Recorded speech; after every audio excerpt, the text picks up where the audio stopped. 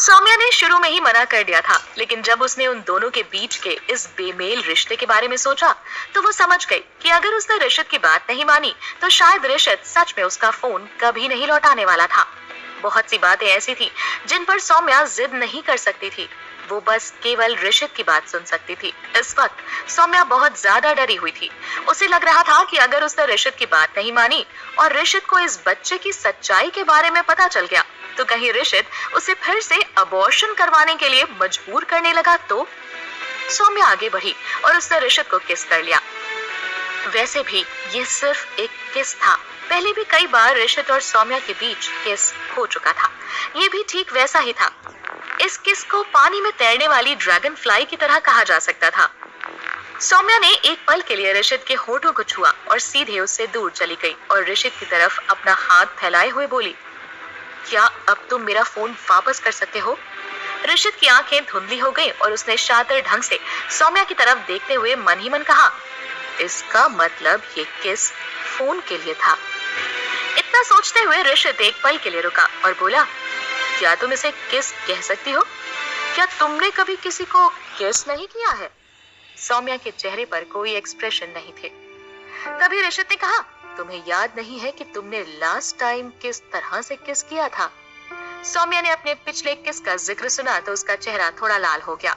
ऋषित का किस एक बहुत ही खतरनाक सुनामी की तरह था। हर बार ऋषित ने सौम्या को बुरी तरह से जकड़कर किस किया था और एक बार भी भागने का मौका नहीं दिया था। साथ में हमेशा वो ये भी कहता था कि ऋषित इंसल्ट करने के लिए ही किस कर रहा था, लेकिन वो था तो किस ही। सौम्या ने जल्दी से कहा, इम्पॉसिबल।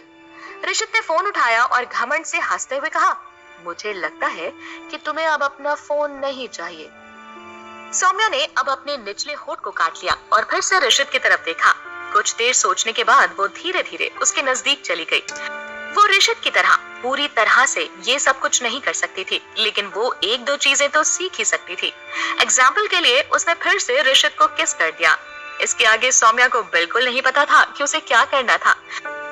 वो बस ऋषित को देखती रही, जो उसकी खूबसूरत आंखों के ठीक सामने था। सौम्या की आंखें गहरे पानी की तरह थीं। ऐसा लग रहा था जैसे वो बातें कर रही हो। ऋषित की आंखें भयानक गहरी थीं। वो अंधेरे में भेड़िए की तरह थीं, जिनमें हल्की सी रोशनी थी और किसी भी पल अपने शिकार पर झपटने वाली लग रही थी और मौका मिलते ही अपने शिकार को एक ही बार में खा जाने की इच्छा उन आंखों में नजर आ रही थी। सौम्या एकदम से चौंक गई। वो इस पर इतनी ज्यादा डरी हुई थी कि वो यहाँ से भाग जाना चाहती थी, लेकिन उसी वक्त ऋषित का बड़ा सा हाथ सौम्या की कमर तक पहुंच गया। जैसे ही वो वहां से जाना चाहती थी, ऋषित ने अपनी बड़ी सी हथेली उसकी कमर पर दबा दी और उसके पास आ गया। ऋषित ने अपने दूसरे हाथ से सौम्या के सर के पिछले हिस्से को पकड़ा और इस बेजान किस को एक बहुत ही शानदार एक्टिव किस में बदल दिया। सौम्या उसकी बाहों में खिंचते हुए चली गई। वो दोनों एक दूसरे के साथ बहुत ज्यादा इमोशन से किस कर रहे थे। ऋषित का किस सॉफ्ट नहीं था, इसके ऑपोजिट वो किस ऐसा था जो सब कुछ तहस नहस करके रख सकता था। उसने ना तो खुद सांस लेने के बारे में सोचा और ना ही सौम्या को सांस लेने का मौका दिया। सौम्या का दिमाग खाली हो गया था। इससे पहले वो किस करने में शर्मा रही थी, लेकिन अब उसकी शर्म बिल्कुल गायब हो चुकी थी। वो बस गहरी सांसें ले सकती थी। सौम्या ने संघर्ष करते हुए अचानक कुछ सोचा और फिर अपना हाथ आगे बढ़ाकर फोन लेने की कोशिश करने लगी। तभी उसे ऋषित की आवाज सुनाई दी, तुम इस टाइम भी अपना फोन लेना चाहती हो और तुम्हें लगता है कि मैं तुम्हें फोन दे भी दूंगा? तुमने मुझे समझा क्या है? तुम्हें क्या लगता है क्या हूं मैं? ऋषित ने अपने होठ पीछे खींच लिए और सौम्या को घूरते हुए देखा। इस वक्त सौम्या पहले से ही उसके पैरों पर बैठी हुई थी। उसके होठ किस की वजह से लाल और सूज गए थे। उसकी आंखों में एक हल्की सी नमी थी और वो ऋषित की तरफ देख रही थी। तभी सौम्या ने कहा, तुमने खुद कहा था कि अगर मैं तुम्हें किस कर दूंगी तो तुम मुझे मेरा फोन वापस कर दोगे। ऋषित ने नासमझी से सौम्या की तरफ देखते हुए कहा, क्या सच में मैंने ऐसा कहा था? ये सुनते ही सौम्या के एक्सप्रेशन बदल गए। उसने जल्दी से नासमझी से कहा, इसका मतलब है कि तुमने अपना प्रॉमिस तोड़ दिया? ऋषित ने अपना सर नीचे किया और कहा, क्या किसी ने सुना था कि मैंने तुमसे कोई ऐसा प्रॉमिस किया था? मुझे एक बात बताओ कि तुम्हें अपने फोन की इतनी ज्यादा परवाह क्यों है? कहीं ऐसा तो नहीं कि तुम्हारी लाइफ में कोई ऐसा इंसान है जिससे तुम सच में कांटेक्ट करना चाहती हो? इतना कहकर ऋषित ने अपना सर नीचे किया और अपने होठों से सौम्या की गर्दन को सहला लिया और धीरे से बोला, लेट मी गेस कि वो कौन हो सकता है। कहीं वो तुम्हारा एक्स हस्बैंड तो नहीं, या फिर रोनी? सौम्या ने अपने निचले होठ को चबाते हुए जल्दी से कहा, बिल्कुल नहीं। उसने जल्दी से इस बारे में सोचा और एक बहाना बना दिया। इस फोन में मेरी फैमिली की कॉन्टैक्ट लिस्ट है और मैंने कुछ पैसे भी बचाए हुए हैं, उसके बारे में भी डिटेल्स इसी फोन में है। क्या अब तुम मुझे इसे वापस दे सकते हो? ये सुनकर ऋषित एकदम से शॉक्ड रह गया था। उसे उम्मीद भी नहीं थी कि ये सब सौम्या इस रीजन की वजह से कर रही थी। तभी ऋषित ने कहा, और तुम्हें ऐसा क्यों लगता है कि मैं तुम्हारी इस बात पर विश्वास करूंगा? सौम्या ने जल्दी से कहा, मुझे तो समझ नहीं आ रहा कि तुम्हें मेरा फोन क्यों चाहिए था। तुम इसके साथ करना क्या चाहते हो? लेकिन इससे पहले ऋषित ने कभी भी सौम्या के फोन को नहीं छुआ था। आज रात अचानक ऐसा क्या हो गया जिसकी वजह से ऋषित अचानक ये बोल रहा था कि वो उसका फोन रख लेना चाहता था और फोन वापस करने के लिए भी तैयार नहीं था। क्या वो कुछ जान गया था? ऋषित की आंखें ठंडी हो गईं। उसने सौम्या का हाथ पकड़ा और उसे पीछे बिस्तर पर धकेल दिया और बोला, तुम्हारा फोन बहुत पुराना हो गया है। तुम जब इस फोन का यूज करती हो तो मुझे इंसल्टेड फील होता है। इतना कहने के बाद वो घूम गया और अपनी व्हीलचेयर को लेकर दूर चला गया। तभी सौम्या ने जल्दी से कहा, तो भी ठीक है, तुम इस फोन को मुझे वापस कर दो, मैं खुद एक नया फोन खरीद लूंगी। सौम्या को किसी और बात की परवाह नहीं थी। वो जल्दी से बिस्तर से उठी और ऋषित के पीछे की तरफ दौड़ पड़ी। ऋषित ने अपनी व्हीलचेयर को रोका और अपनी आंखें छोटी करके कहा, तुम ऐसे ही बाहर जाना चाहती हो? सौम्या एक पल के लिए रुक गई। उसने कुछ नहीं कहा। तभी ऋषित ने जवाब दिया, ठीक है, जब मेरा मूड ठीक होगा तो मैं तुम्हें तुम्हारा फोन वापस कर दूंगा। ये सुनते ही सौम्या हैरान रह गई। दुष्ट, बदतमीज। सौम्या इस वक्त अपने आप को बहुत ज्यादा बेबस महसूस कर रही थी। इस वक्त उसका मन तो कर रहा था कि वो दौड़ते हुए ऋषित के पास जाए और उसे पीट पीट कर अधमरा कर डाले, लेकिन वो ऐसा नहीं कर सकती थी। वो इस वक्त अपने फोन के लिए जितना ज्यादा चिंता दिखाती, ऋषित भी उसे फोन वापस करने के लिए उतना ही ज्यादा तंग करता। सौम्या ने इस बारे में गौर से सोचा और फिर इस पॉसिबिलिटी को सोचते ही सौम्या का डर और भी ज्यादा बढ़ गया। फोन के बारे में सोचते हुए उसे पूरी रात ठीक से नींद नहीं आई। अगले दिन सौम्या जब सोकर उठी तो उसकी आंखों के नीचे डार्क सर्कल्स थे। उठते ही उसने ऋषित को देखा और सबसे पहले जो बात कही वो थी, ऋषित, तुम मुझे मेरा फोन कब लौटाने वाले हो? ऋषित ने सौम्या के फेस पर आए हुए डार्क सर्कल्स की तरफ देखा और कहा, क्या ये फोन इतना ज्यादा इम्पोर्टेंट है कि तुम्हें इसके आगे कुछ नहीं सूझ रहा?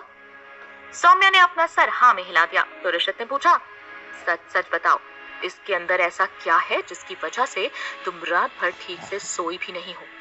सौम्या ने सर हिलाया और कहा, कुछ भी नहीं, वो मेरा फोन है।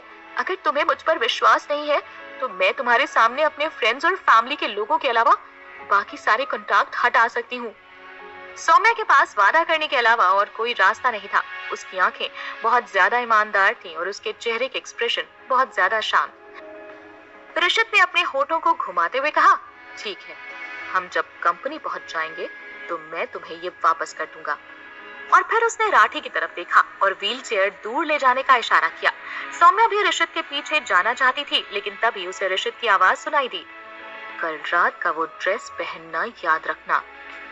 सौम्या के पास ऋषित की बात मानने के अलावा कोई और ऑप्शन नहीं था। उसका फोन किसी और के पास था।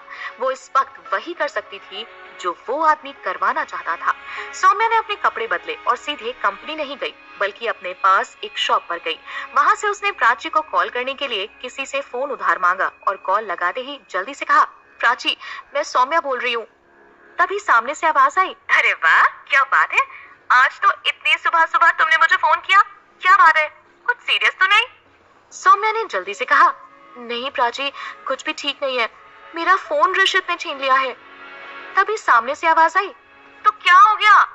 सौम्या ने घबराकर बाहर की तरफ देखा और निचले होंठ को चबाते हुए कहा, क्या हो गया? मेरा फोन उसके पास है और तुम इतना कैजुअली बोल रही हो कि क्या हो गया? तभी सामने से प्राची की शांत आवाज आई, पैनिक मत कर सौम्या, एक गहरी सांस ले और बता क्या बात है, क्या हुआ है?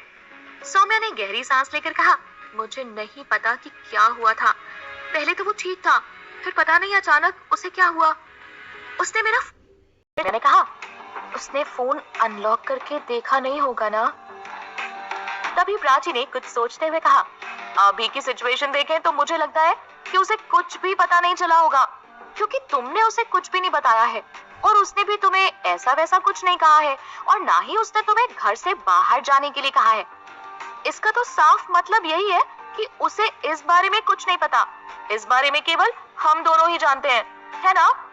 प्राची की बात सुनते ही सौम्या ने गंभीरता से अपना सर हिलाया और कहा, हाँ, मैंने इस बारे में केवल एक ही इंसान को बताया है और वो तुम हो। प्राची ने जब सौम्या की बात सुनी तो उसने एक पल के लिए कुछ सोचा और फिर कहा, ये ठीक है, मुझे लगता है कि उसने तुम्हारे साथ कोई गेम खेलने के लिए तुम्हारा फोन लिया है। वो चाहता है कि तुम्हें सबकी कीमत चुकानी पड़े। वो चाहता है कि तुम्हें रोज अलग अलग तरीके से टॉर्चर करे। एक बात कहूं? ये सुनते ही सौम्या ने हाँ में अपना सर हिला दिया तो प्राची ने आगे कहा, सौम्या, उसकी हरकतें साफ बता रही हैं कि वो तुम्हें कितना नापसंद करता है। अगर पसंद करता होता तो तुम्हें इतना परेशान थोड़ी करता। जैसे ही सौम्या ने ये सुना कि ऋषित उसे पसंद नहीं करता तो सौम्या का दिल एक पल में खाली होता हुआ महसूस हुआ। उसने निराशा से अपना सर हिलाते हुए कहा, हाँ, मुझे लगता है कि वो मुझसे बहुत ज्यादा नफरत करता है। तभी एक पल रुककर सौम्या ने कुछ सोचा और जल्दी से कहा, प्राची, ये वक्त इस सब के बारे में एनालाइज करने का नहीं है। मेरा फोन ऋषित के हाथ में है। अगर उसने हमारी चैट पढ़ ली तो बहुत ज्यादा प्रॉब्लम हो जाएगी। ये सुनते ही प्राची ने झटके से ब्रेक लगा दिया और हैरानी से सौम्या की तरफ देखते हुए पूछा, सौम्या, क्या इतनी इंपॉर्टेंट और सीक्रेट डिस्कशन भी तुम अपनी चैट लिस्ट से डिलीट नहीं करती? सौम्या ने भी ये महसूस किया कि इस वक्त वो पूरी तरह से सावधान नहीं थी। उसने धीरे से कहा, उसमें बहुत पहले की चैट भी है, नया कुछ नहीं है, लेकिन साथ में मुझे ये भी तो नहीं पता था कि वो अचानक से मेरा फोन छीन लेगा। प्राची ने अपनी कार स्टार्ट कर दी और कुछ नहीं कहा। कुछ देर बीती ही थी कि तभी प्राची ने कुछ सोचते हुए कहा, अब हम क्या ही कर सकते हैं? फोन तो ऋषित ले ही चुका है और वो वापस करने के लिए भी तैयार नहीं है। अब बस हम इसी बात की उम्मीद कर सकते हैं कि उसने तुम्हारे फोन को चेक ना किया हो। सौम्या को अपने सर में बहुत तेज दर्द महसूस होने लगा था। वो अपने दुखते हुए माथे को सहला रही थी। प्राची भी बेबसी से सौम्या की तरफ देख रही थी। प्राची ने कुछ देर रुककर मायूसी भरी आवाज में सौम्या को देखते हुए कहा, तुम्हें पता है, वो ऋषित तुम्हें तो कुछ नहीं बोलेगा, लेकिन उसे पता चल गया तो वो मुझे खत्म कर डालेगा। अगर वो चैट रिकॉर्ड डिलीट हो गए होते तो हमें इतनी चिंता करने की जरूरत नहीं थी और ना ही हमें फोन वापस लेने की जल्दी होती। सौम्या ने कुछ नहीं कहा। तभी प्राची ने कहा, चलो ठीक है, सबसे पहले मैं तुम्हें मल्होत्रा ग्रुप के ऑफिस छोड़ देती हूँ। तुम घबराओ मत और जैसी सिचुएशन हो उस हिसाब से काम करना। इतना कहने के बाद प्राची ने अपनी कार का डैशबोर्ड खोला और सौम्या को एक फोन थमाते